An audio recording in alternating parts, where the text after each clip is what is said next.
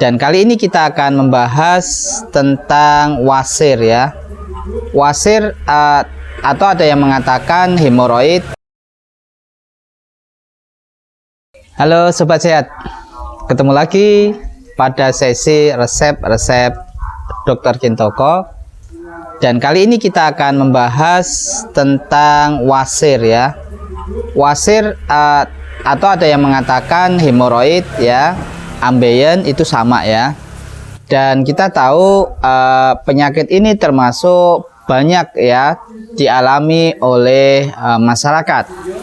Mengapa itu? Karena faktor resikonya salah satunya ya, karena kita ketahui masyarakat Indonesia ini termasuk masyarakat yang tidak begitu suka mengkonsumsi serat atau sayur-sayuran atau buah-buahan. Ini berdasarkan riset kesehatan dasar Kementerian Kesehatan bahwa 93,5% penduduk Indonesia di atas 15 tahun itu kurang sekali dalam asupan serat maupun sayur.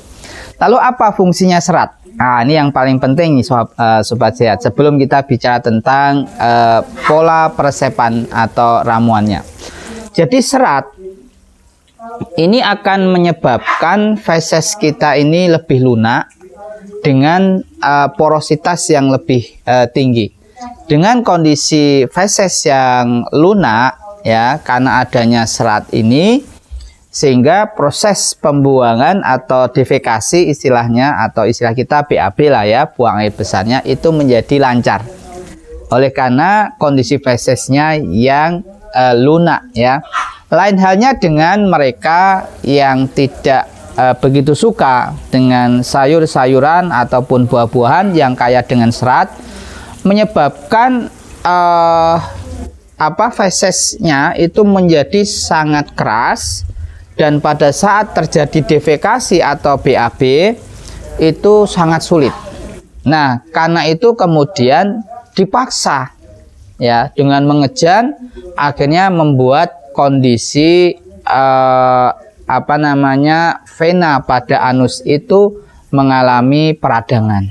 Nah, itu oleh karena salah satunya adalah jenis dari makanan yang kita konsumsi ini kurang asupan serat. Padahal WHO sendiri ya, Sobat Sehat, itu mempersyaratkan paling tidak asupan serat harian kita untuk sehat itu adalah 2 ons, 2-3 ons ya. Dengan berbagai jenis ya, bisa sayur ataupun dari buah-buahan, tetapi total keduanya itu adalah 2-3 ons. Dan ternyata sebagian besar penduduk Indonesia itu mengalami masalah asupan serat yang kurang, sehingga ini bisa menyebabkan faktor resiko terjadinya wasir atau ambeien atau hemoroid tadi. Itu yang pertama. Lalu yang kedua itu adalah aktivitas yang monoton. Contoh, kegiatan yang duduk terlalu lama itu juga menjadi faktor yang menyebabkan seseorang itu mudah untuk terkena atau mengidap penyakit wasir. Mengapa itu? Karena posisi kegiatan yang bersifat monoton tadi, duduk yang lama, itu menyebabkan tekanan pada daerah sekitar vena di anus tersebut. Nah, tekanan inilah yang menyebabkan terjadinya vasodilatasi atau pelebaran dari vena anus, sehingga awalnya, karena kita bicara tentang wasir, itu awalnya sebetulnya hanya adanya benjolan kecil yang kita sebut sebagai kondisi vasodilatasi dari vena pada anus ini.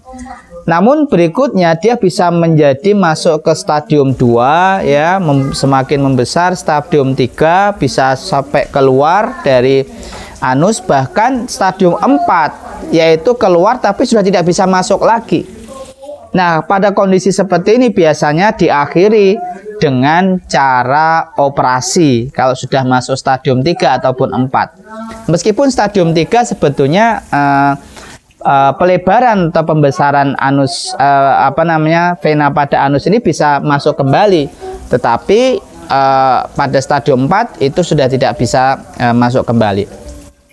Nah, Ciri yang nanti bisa kita lihat pada saat yang bersangkutan itu BAB, ya, buang air besar atau defekasi, itu akan disertai dengan pendarahan. Kenapa seperti itu? Karena kerasnya feses itu bersentuhan atau bergesekan dengan vena pada anus yang akhirnya menyebabkan tadi keluarnya darah, ya, sehingga kebanyakan yang sudah mengalami fase lanjut dari serangan wasir atau istilahnya penyakit wasir ini, yang bersangkutan itu kalau BAB nanti disertai dengan darah.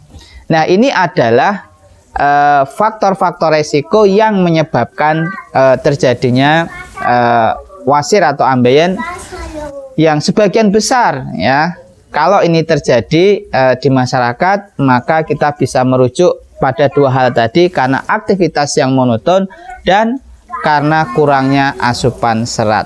Kita lanjutkan pada sesi berikutnya. Assalamualaikum.